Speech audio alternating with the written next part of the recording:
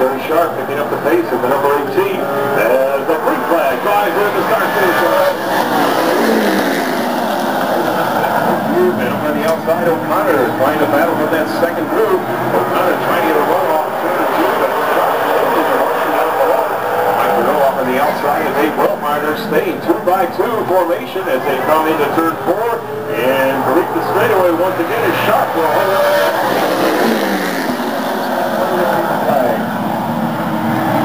O'Connor remains on the outside of number 12. As they still stay 2-by-2. Mike Monroe up on the outside of Dave Weltmeyer. Weltmeyer on the inside of that second row as they'll come by and still not and pull up plus Dave Weltmeyer on the back shoulder in the mirror of Jerry Sharp. Back and forth for the number 1 spot.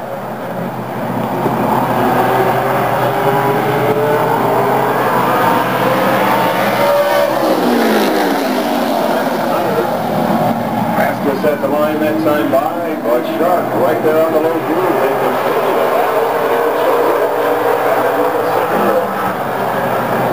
3/1000th of a second between the front row cars as here they come once again.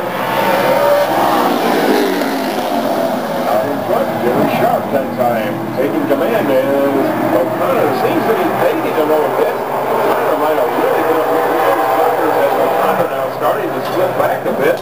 Dave Weltmeyer up into the second spot. Jerry Sharp out of Lockport, Illinois, the race leader, the clear leader now. Number 16. I think Weltmeyer was waiting for that formation to break just a little bit. In the 8th spot, Mike White up into the 4th position. The Auburn Supply Monte Carlo.